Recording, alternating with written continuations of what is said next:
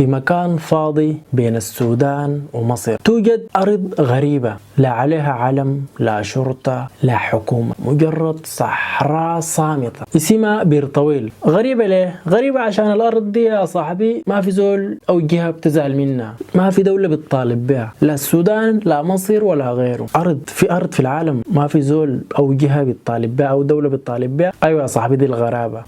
يعني تخيل معايا يا صاحبي، نحن في زمن العالم فيه بيتنازع وبخش حروب وصراعات عشان متر واحد، فما بالك دي أرض كاملة ما في زول دايرة. طيب الحكاية شنو؟ ما زي ما وريتك وانت عارف، عشان نعرف الحكاية شنو لازم نحفر في الماضي ونفتح الملفات ليه؟ عشان نحاول نعرف الحكاية شنو الأرض اللي ما في زول دايرة دي.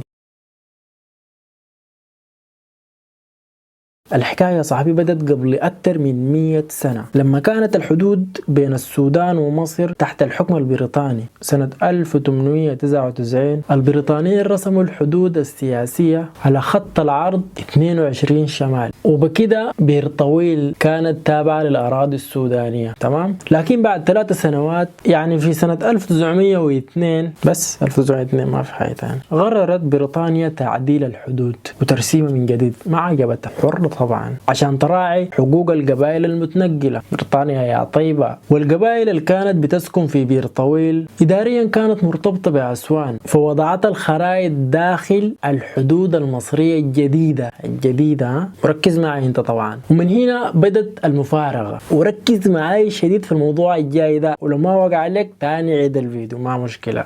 شوف، مصر بتحترف بحدود 1899 اللي بتخلي بير طويل سودانية. ركز تاني معي، مصر بتحترف بحدود 1899 اللي بتخلي بير طويل سودانية، والسودان بيحترف بحدود 1902 اللي بيخلي بير طويل مصرية. طب ركز معي. طيب السؤال هنا، ليه كل دولة يعني زي انت مع صاحبك، والله تشيل انت، لا والله يشيل انا، لا والله خليها لك انت، لا، وكل واحد كريم اكرم من الثاني. اول حاجة عزيز، الموضوع ما عنده علاقة بالكرم. الزيت كله في حلايب وشلاتين، لكن برضو تدخل حلايب وشلاتين هنا. انا جايك يا حبيبنا، هو حلايب وشلاتين ده الزيت كله؟ لانه، وركز معي في لانه دي، اذا احترف السودان بحدود 1899 حلايب وشلاتين بتكون مصرية وبير طويل بتكون سودانية. شفتها؟ ما هو السودان ما محترف بحدود 1899.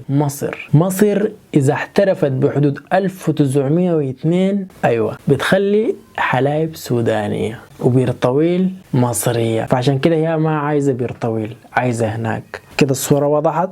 عشان كده كل واحد محترف بالحدود اللي بتضمن له حلايب وشلاتين. عشان كده كل طرف متمسك بالحدود اللي بتديه حلايب وشلاتين. والنتيجة انه منطقة بير طويل سقطت خارج المطالبة، يعني ما في جهة بتطالب بها، لا السودان بيطالب بها ولا مصر بتطالب بها.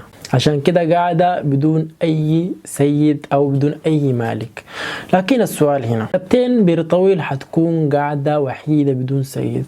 ممكن نتوقع انه يوم من الايام تصحى دولة تقول انه الارض دي لي. في النهاية تحيا مصر والسودان، في النهاية برضه فلتعيش الجمهورية بسلام، فليعيش السوداني بسلام. السلام عليكم ورحمة الله، واشوفكم على خير.